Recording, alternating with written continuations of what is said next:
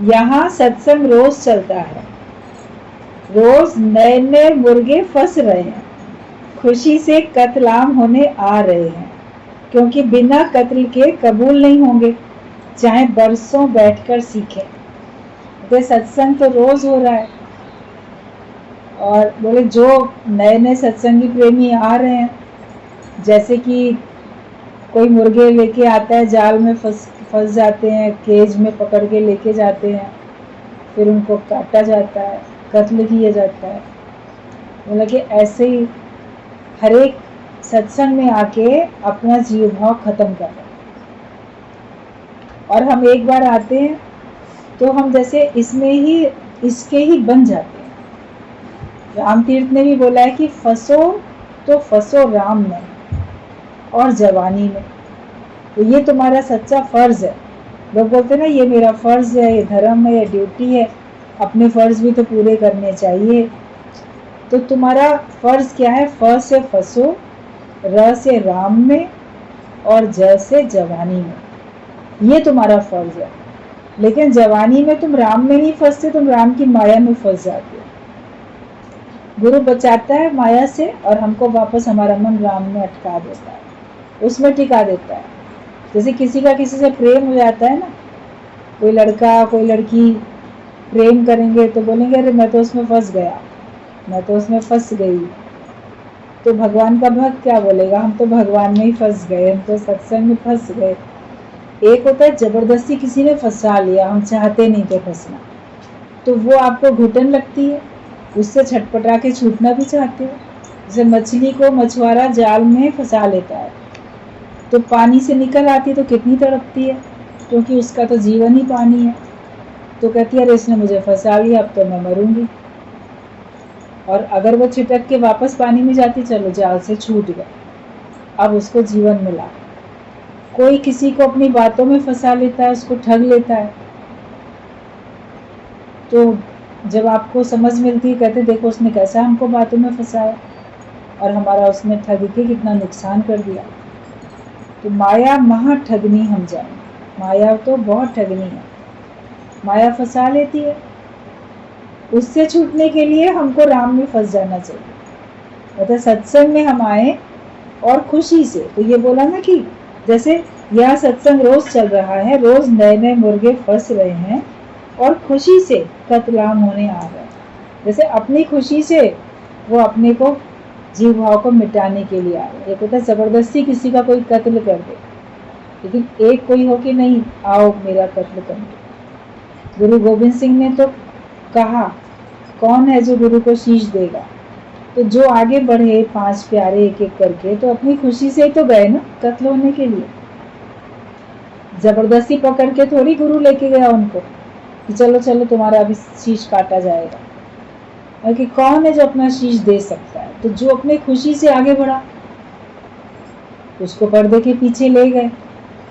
ऐसे खचाक की आवाज तलवार की भी आई, खून की धारा भी लोगों को बहती हुई दिखी, सचमुच में इसका कत्ल कर दिया। तो दूसरे लोग तो देख के, आधे लोग तो डर के मारे भाग गए, मगर फिर भी उसके बाद भी कोई बढ़ा आगे, आप लोग को सबको पता है। तो उसको भी ये मालूम था कि जो पहले सबसे पहले गया है उसका जरूर कत्ल हुआ है, तभी तो ऐसे तलवार की आवाज भी आई है काटने की, और खून की धारा भी बहती हुई दिखी है। तो भी अपनी खुशी से गया ना वो कत्लाम होने के लिए कि ठीक है मेरा कत्ल कर दो। वो तो गुरु कोई सचमुच में हत्यारा थोड़ी कि हमारा कत्ल कर देगा। उसने तो अंदर बकरे बांध के रखे हुए थे, बकरे का गर्दन काट रहा था। लोग समझ रहे थे कि भक्त की गर्दन कट रही है। तो पूरी हजारों की भीड़ में केवल 5 ऐसे आगे बढ़े सिख सत्संग के प्रेमी, जो कि खुशी से अपना शीश कटाने के लिए आगे बढ़े। फिर वो सारे के सारे 5 को वो बाहर ले आए। लोग हैरान हो गए, अरे तो जीवित है, अरे ये देखने में जीवित है लेकिन ये तो मर ही चुके हैं।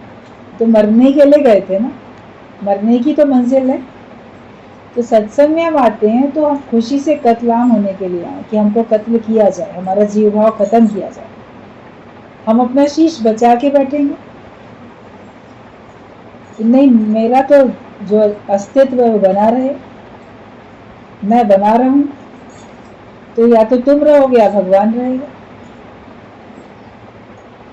तो चखना चाहे प्रेम रस और रखना चाहे मान, तो एक म्यान में दो तलवार, देखा सुना न कान। एक म्यान में दो तलवार न देखी गई न कानों से सुनी गई, कि एक म्यान में दो तलवारें होती हैं, ना ये बात कानों से सुनी किसी ने, ना आंखों से देखा। एक म्यान में एक ही तलवार होती है। तो हम एक तरफ तो परमात्मा का प्रेम चाहते हैं, एक तरफ मान, मुझे मेरा मान होना चाहिए, मेरा नाम होना चाहिए, मेरा अपना एक अस्तित्व होना चाहिए। तो या तुम रहोगे या भगवान रहेगा, दो में से कोई एक ही रहेगा। अलग अलग आप सोचो कि मैं भी रहूं भगवान भी रहे, लेकिन तब तो अलग ही अलग है ना। मिलके एक हो जाओ, और उसमें भी किसको प्रकट करोगे, भगवान को कि अपने आप को, या भगवान को प्रकट कर दो, हम गुम हो जाए। तो ये होता है कि हम अपनी खुशी से आते हैं, और मंजिल भी हमारी यही है, क्योंकि बिना कत्ल के कबूल नहीं होंगे। जब तक तुम अपना जीवन समाप्त नहीं करोगे तब तक परमात्मा तुमको स्वीकार नहीं करेगा। जैसे कहावत बनी हुई है कि जब तक हम मरेंगे नहीं तब तक हम स्वर्ग में भी नहीं जाएंगे। भाई किसी के नाम के आगे स्वर्गीय कब लिखते हैं, स्वर्गवासी कब लिखते हैं, जब उसके प्राण चले जाते हैं, मुर्दा हो गया, अब उसके नाम के आगे श्री श्रीमती ये सब कुमारी ये सब नहीं लिखा जाएगा, स्वर्गीय लिखा जाएगा। जीवित के आगे लिख के दिखाओ स्वर्गीय, वो आपसे झगड़ा करने बैठ जाएगा, ये क्या बात है, मेरे नाम के आगे स्वर्गीय क्यों लिख दिया तुमने। भले आप सत्संग में आके स्वर्ग जैसा सुख महसूस कर रहे हो, मगर तो भी आपके नाम के आगे कोई स्वर्गीय लिख दे तो गलत हो जाएगा ना, मृत्यु के बाद ही तो लिखा जाएगा। तो जब तक तुम अपना जीव भाव मिटाओगे नहीं तब तक परमात्मा कैसे स्वीकार करेगा। तुम परमात्मा के राज्य में प्रवेश नहीं कर सकते, तुम मुक्त तो नहीं कहला सकते। खुशी से अपने को मिटाने के लिए, अपने को बनाए रखने के लिए सत्संग में नहीं आना है। और बिना कत्ल के तुम कबूल नहीं होगे, भगवान तुम्हें कबूल नहीं करेंगे, चाहे बरसों बैठकर सीखे। सत्संग में बरसों के बरस आते रहे, सारी जिंदगी आते रहे, सुनते भी रहे, लेकिन तब तक परमात्मा आपको अपना नहीं बनाएगा, आप ईश्वर के नहीं बन पाओगे जब तक आप अपना जीव भाव मिटाओगे। मैं जब नहीं हूँ तब मुझे सच्चा आनंद प्राप्त होता है, इस बात को जो मिटेगा वो महसूस करेगा। अगर अपने को मिटाओगे तो फिर उसका आनंद पाओगे। तो मरने ते ही पाइए पूर्ण परमानंद। एक बार ये शरीर गुरु को देते हैं तो हमेशा के लिए गुलामी से छूट जाते हैं, फिर कहीं भी झुकना नहीं पड़ता है, फिर सारी दुनिया तुम्हें झुकेगी। आप अपना परमात्मा को अपना जीवन सौंपते हो, और एक बार आपने ये डिक्लेयर कर दिया कि मैं अब सत्संग का हूँ, मैं अब गुरु का हूँ, मैं भगवान का हूँ, मेरा जीवन अब भगवान के लिए। और हमारा तन बिना गुरु की आज्ञा के कहीं भी नहीं जाएगा। कहीं भी आपको कोई जाने के लिए बोले तो आप बोलो हम गुरु से पूछ लें तब बताएंगे, वो कहेंगे तो जाएंगे, वो नहीं कहेंगे तो नहीं जाएंगे। हालांकि इसमें आपको बहुत बातें सुनने को भी मिल सकती हैं कि तुम लोग ने उनकी गुलामी कबूल कर ली है, और पता नहीं क्या क्या आपको कलंक लग सकते हैं। लेकिन डिक्लेयर हो जाए ना कि ये बिना गुरु से पूछे कहीं जाने वाले हैं, इनका गुरु कहेगा तो जाएंगे, गुरु नहीं कहेगा तो नहीं जाएंगे। तो जब तक आप ऐसा अपने शरीर के ऊपर, उसके आवागमन के ऊपर इतना अधिकार नहीं रखोगे, तब तक माया तो तुमको अपना गुलाम बना के तुमको पता नहीं कहाँ कहाँ भटकाती रहेगी। मन में भी माया है और बाहर भी माया है, तो मन की और बाहर की माया तुम्हें भ्रमित करेगी। इच्छाएं तुमको पता नहीं कहाँ कहाँ भटकाएंगी, और बाकी लोग भी बोलेंगे आज हमारे कहने से यहाँ चलो, कल बोलेगा कोई हमारे कहने से यहाँ चलो, तो आप सारा दिन इधर उधर जाते रहोगे। तो आप अपना जीवन परमात्मा के लेके कब करोगे। तन से हो हरि भक्ति का काम। जब भगवान की भक्ति में आप लीन हो जाते हो, उसके बाद आपके शरीर से परमात्मा बहुत महान महान कार्य लेता है। किसी महान उद्देश्य की पूर्ति के लिए तुमको मनुष्य शरीर मिला है। ये बात विवेकानंद ने बताई सबको कि तुम ऐसे साधारण जीने के लिए नहीं आए हो। साधारण अगर जीना होता तब तो तुमको कोई सा भी शरीर मिल जाता, लेकिन तुमको महान उद्देश्य की पूर्ति करने के लिए भगवान ने मनुष्य शरीर दिया।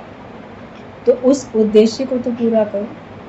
वो उद्देश्य तुम्हारा गुरु पूरा कराने के लिए तुमको ज्ञान देता है, तुमको मदद करता है, वो हमको पूरा करना है।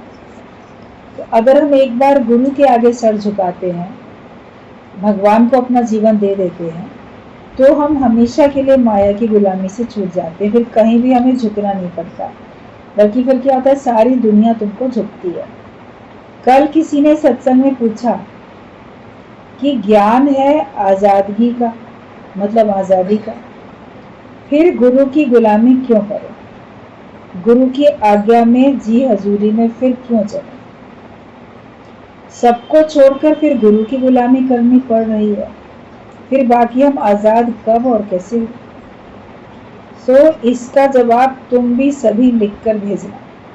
गुरु ने तो जो जवाब बताया सो बताया, लेकिन किसी ने सत्संग में प्रश्न पूछ लिया कि सत्संग में तो हम आज़ाद होने के लिए, मुक्त होने के लिए आते हैं, निर्बंधन होने के लिए आते हैं, तो हम सबकी गुलामी छोड़ के फिर गुरु की गुलामी करें, फिर उसकी आज्ञा में चलें, तो हम आज़ाद कब हुए? फिर हम तो बंधे ही हुए हैं। कई तरह के अंदर में विचार उठ जाते हैं ना सत्संग सुनते सुनते। तो इस तरह से पूछा है किसी ने, तो गीता भगवान ने कहा है कि इसका उत्तर तुम सभी लिख के भेजो। और जो आप सब लोगों ने सुना है इस समय ये पत्र और इस पत्र का ये प्रश्न, चाहे लोग ऑनलाइन में सुन रहे हैं या मैं सामने बैठे सुन रहे हैं, वो भी सब आज इस प्रश्न का उत्तर लिखेंगे अपने अपने पास, अपने अपने हिसाब से, अपने अनुभव से, कि ज्ञान तो है आज़ादी का, फिर गुरु की गुलामी क्यों करें, और गुरु की आज्ञा में जी हजूरी में फिर हम क्यों चलें? सबको छोड़कर फिर गुरु की गुलामी करनी पड़ रही है, फिर बाकी हम आज़ाद कब और कैसे? सो इसका जवाब तुम सभी लिखकर भेजना। तुम सब क्या समझती हो? गुरु के साथ कब तक गुलाम होकर चलेंगे? तुम लोग क्या समझते हो, गुरु के साथ हम कब तक गुलाम होकर चलेंगे? दूसरा प्रश्न है, गुरु जैसा पावर हमारे में क्यों नहीं आता? हर एक को मन में आता है विचार, गुरु के अंदर तो बड़ी शक्ति है, वो तो बड़ा बोल्ड है, माया को भी नो कर सकता है, सच्चाई को भी खुलेआम सबके सामने निर्भय होकर बोल सकता है, लोकारित को नो कर सकता है। तो हमारे अंदर गुरु के जैसी पावर क्यों नहीं आती है? और बहुत निश्चय के साथ वो दूसरों को भी निश्चय करा पाता है। तो गुरु जैसा पावर हमारे में क्यों नहीं आता है? जिस समय गुरु के सामने बैठे हो, इसका क्या कारण है? तुम्हें अब इतना ज्ञान आ गया है कि तुम सब लिखो, तो मैं क्या लिखूं? पूछा गया होगा प्रश्न। अगर तुम लोग जो हो कई दिन से ज्ञान सुन रहे हो, तुम लोग को ज्ञान आ चुका है, तो इसका उत्तर तुम लोग लिखो। लोग बोलेंगे आप बताइए इसका क्या उत्तर हो सकता है? तो तुम लोग भी तो इतने समय से सत्संग सुन रहे हो, तुम्हारे अंदर क्या उत्तर आ रहा है? हर एक को अपना अपना उत्तर खुद अपने अनुभव से लिखना होगा कि गुरु के जैसा पावर हमारे में क्यों नहीं आता है, और हम गुरु के गुलाम कब तक होकर चलें, क्यों हम उसकी गुलामी करें? तो तुम्हें अब इतना ज्ञान आ गया है कि तुम सब लिखो, तो मैं क्या लिखूं? तुम लिखो कि तुमने क्या समझा है, तुम कहाँ खड़े हो, मतलब तुम्हारी स्थिति कहाँ पर है।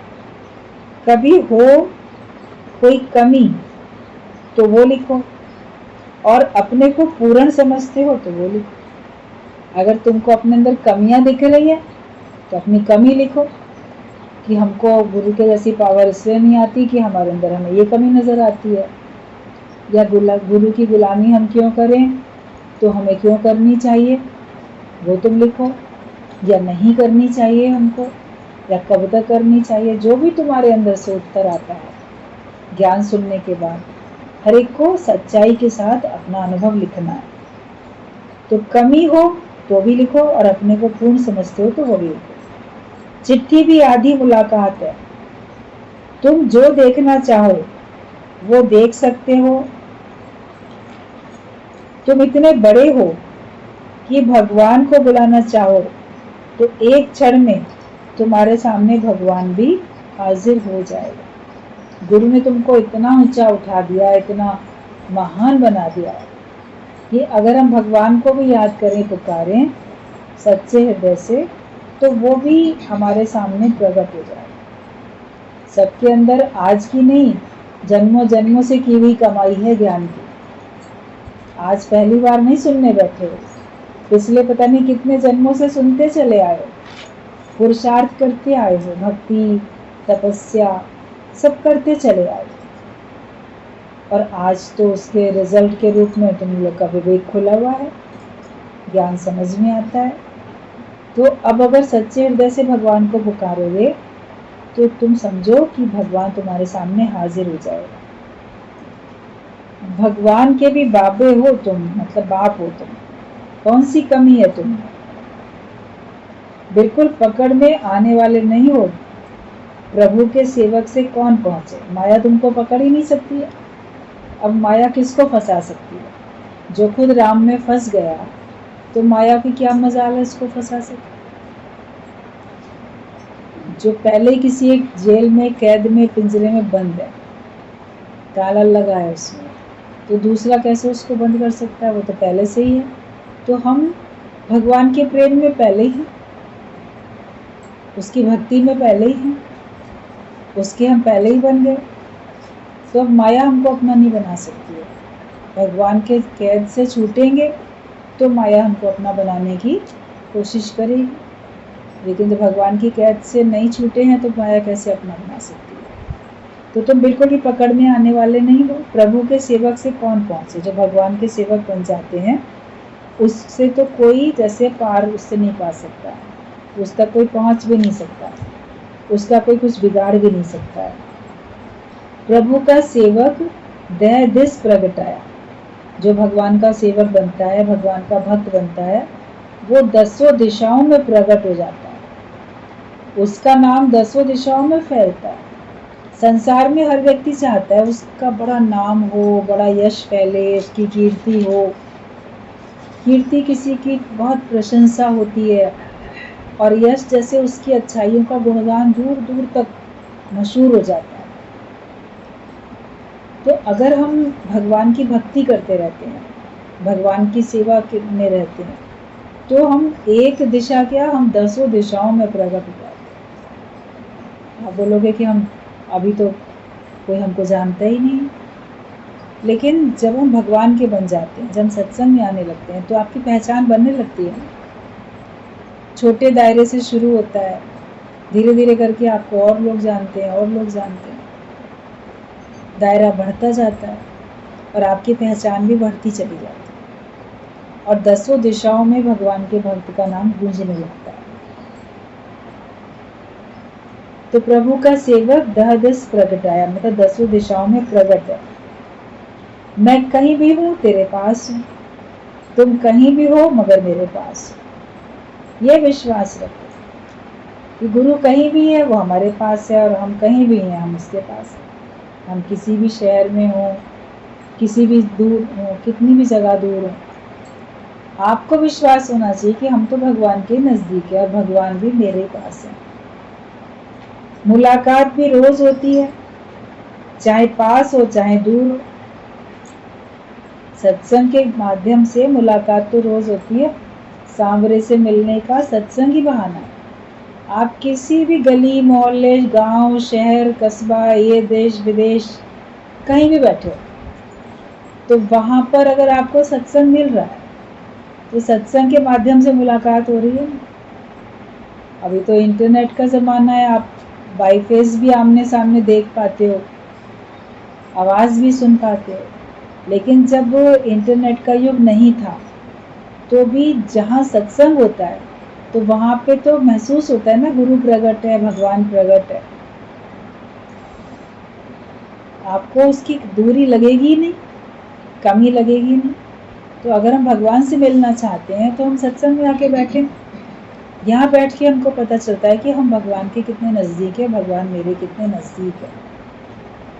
तो ये मुलाकात तो रोज़ होती है, चाहे पास हो चाहे दूर हो। हम तुम्हें चाहें तुम नहीं चाहो, ऐसा कभी नहीं हो सकता। मन सोचता है कि हम तो गुरु को बहुत चाहते हैं, वो पता नहीं हमको चाहता है कि नहीं चाहता। हम तो भगवान को बहुत चाहते हैं, वो पता नहीं भगवान हमको चाहते हैं कि नहीं चाहते। लेकिन तुम अगर चाहते हो तो ऐसा हो नहीं सकता कि वो भी तुमको ना चाहता हो। बदल जाए दुनिया ना बदलेंगे हम, खुदा की वफा की तुम ही हो कसम। बोलते हम दुनिया चाहे बदल जाए लेकिन हम बदलने वाले नहीं हैं, और हमें जैसे भगवान की ही सौगंध हो जाती है। और जो भगवान हमारे संग अपनापन रखता है, हमारे संग कभी धोखा नहीं करता, भगवान बेवफाई नहीं करता है, भगवान हमारे संग वफा करते हैं हमेशा। तो भगवान की उस वफा की कसम होती है कि भगवान कभी बदलता नहीं है। जब तक एक भी खुश नहीं है तब तक मुझे आराम नहीं है। गुरु को तो अगर सत्संग में आने वाले लोगों में से कोई एक भी अगर परेशान है तो गुरु को चैन नहीं मिलता। वो उसके परेशानी को, दुख को दूर करने के लिए अपनी ओर से पूरी कोशिश करता रहता है कि किसी न किसी तरीके से हम इसको भी प्रसन्न कर लें। गुरु की तो पूरी कोशिश होती है कि वो तुमको प्रसन्न करे, लेकिन जब तक तुम खुद अपने को प्रसन्न नहीं करना चाहोगे तब तक कोई कैसे प्रसन्न कर सकता। तो गुरु की कोशिश को हमें अपना सपोर्ट, सहयोग देना। हम खुद भी तो कोशिश करें, मेहनत गुरु की निस दिन। कुछ तुम भी लगा लो जोर, कुछ तुमको भी तो जोर लगाना है। हम ठान के बैठे हैं कि हमको ये सब मिलेगा उसके बाद हम खुश होएंगे, तो उसके इंतज़ार में बरसों के बरस बीत जाते हैं। वो तो प्रारब्ध के अनुसार अगर मिलना होता है वो तभी मिलता है, लेकिन इतने बरसों के बरस तुमने बिना प्रसन्नता के तो बिताए। खुश तो रहो, अभी से, आज से, हर पल से खुश तो रहो। तो जब तक एक भी खुश नहीं है तब तक मुझे आराम नहीं है। गुरु को तुम परेशानी में डालते हो अगर तुम खुश नहीं रहते। I want to be happy but I want be happy till I make you happy too. कि मैं तो खुश होना चाहता हूँ लेकिन मैं तब तक खुश नहीं हो सकता जब तक मैं तुमको खुश ना करूँ। जैसे घर में माता पिता हैं, वो खुश रहना ही चाहते हैं, उनके पास कोई परेशानी नहीं है, लेकिन अगर उनकी कोई संतान परेशान है तो पहले उसकी परेशानी दूर करने में लग जाते हैं कि पहले ये भी परेशानी से छुटकारा पा जाए तब हमको भी चैन मिले। भले उनके बच्चे बड़े हो जाते हैं, सेटल हो जाते हैं, दूसरे शहर में रहने लगते हैं, लेकिन फिर भी अगर वो वहाँ परेशान होते हैं तो पेरेंट्स को लगता है कि वो वहाँ परेशान है, हम यहाँ पे त्यौहार कैसे मनाएं, वो वहाँ परेशान है, हम यहाँ पे खुशी कैसे मनाएं। तो पहले उसका मन को ठीक कर दें तो उसके बाद हमको भी मनाना, जबकि उनका कोई लेना देना वैसे नहीं देखा जाएगा, लेकिन फिर भी चूंकि उनकी संतान है इसलिए वो उनको खुश करने में लगे रहते हैं। तो गुरु माता पिता, गुरु बंधु सखा। तो गुरु भी जब तक हमारे अंदर में प्रसन्नता को नहीं देख लेता तब तक वो भी अंदर से पूरा खुश नहीं होता। हमें क्या करना है? हमें अपने को प्रसन्न करना। हमारे प्रसन्न रहने से सारा संसार हमको प्रसन्न दिखेगा। आप अगर खुद खुश नहीं हो तो आपको संसार में कोई खुश नहीं दिखने वाला, और जब तक खुद ना चाहो तब तक कोई दूसरा तुमको खुश कर भी नहीं सकता। जो अपनी वर्तमान की परिस्थितियों में खुश नहीं है तो भविष्य में वो कैसे खुश हो सकता है? हर हाल में खुश रहना हमको गुरु सिखाता है। फायदे पड़ते हैं तब तो सभी खुश रहते हैं, लेकिन नुकसान में भी जो स्थिर रहे, भगवान की मर्जी में अपनी मर्जी मिला के एक कर दे, उसमें भी खुश रहे, वो फिर भगवान का भक्त होता है सच्चा। तो तुम्हारी खुशी ही मेरी खुशी है। गुरु तो यही बोल देते हैं कि तुम्हारी खुशी मेरी खुशी है, और हम लोग सोचते हैं मेरी खुशी ही मेरी खुशी है, मुझे तो अपनी ही खुशी चाहिए। वो भी मुझको खुशी दे, संसार भी मुझको खुशी दे, भगवान भी मुझको खुशी दे, गुरु भी मुझे खुशी दे दे, और परिवार वाले भी खुशी दे दें, माया भी हमको खुश कर दे। हम हर एक से खुशियां मांगते ही रहते, लेकिन देना सीखोगे तो तुमको मिलनी शुरू हो जाएगी। आप दूसरे को प्रसन्न करना शुरू करो तो तुमको प्रसन्नता मिलनी शुरू हो जाएगी। दूसरे के दुखड़े दूर करने वाले तेरे दुख दूर करेंगे राम, और किए जा तू जग में भलाई का ही काम। आप दूसरों को प्रसन्न करने में लग जाओ तो आप देखोगे आपके मन में तो प्रसन्नता भरी पड़ी, आपकी उदासी कहाँ चली गई, आपकी परेशानी कहाँ चली गई, आपको इस बात का कभी पता ही नहीं चलेगा। बोलोगे नहीं हम तो बहुत खुश रहते। जीवन सबके लिए जीना सीखो, सिर्फ अपने लिए नहीं, केवल अपने मैं मेरे के लिए नहीं, लेकिन हर एक के लिए हमको जीवन जीना है। कि तुम्हारी खुशी में मेरी खुशी है, तुम हंसो नाचो गाओ तो मैं खुश हो रहा हूँ, तभी मैं खुश होकर रहूँ। भगवान ने तो, गुरु ने तो बोल दिया कि तुम हंसो खुश रहो नाचो गाओ, तो तुमको देख के हम भी खुश हैं। आप गुरु को खुश करना चाहते हो, सोचते हो उसको ये महंगी गिफ्ट दे देना तो गुरु खुश हो जाएगा, लेकिन तुम अपना जीवन ज्ञान वाला बना के दिखाओ तो फिर गुरु खुश होता है। सबसे महंगी में महंगी तो तुम्हारी प्रसन्नता ही है, तुम्हारी मुस्कुराहट है, वो आप दे दो। आप हर एक के जीवन में खुशियाँ भरो, हर एक के जीवन में मुस्कुराहट भरो, ये बड़े में बड़ा काम करो, तो फिर आप देखो भगवान भी आपसे खुश हैं और गुरु भी तुमसे खुश है। अब इसमें आगे कुछ पॉइंट्स हैं, राम तीर्थ ने लिखे हैं, कई सारे पॉइंट्स हैं, तो आप लोग बाद में सुनेंगे। अभी तो जो गीता भगवान ने प्रश्न इसमें पूछे हैं उसके ऊपर विचार करो, वरना आप लोग प्रश्न भूल जाओगे और फिर उसका उत्तर भी नहीं लिख पाओगे। इसका उत्तर जिसको भी समझ में आता हो अभी भी डिस्कस कर सकते हैं, वरना आप लोग अपने घर से पहले लिख के लेके आओ, उसके बाद में इसके ऊपर चर्चा करें। ठीक है,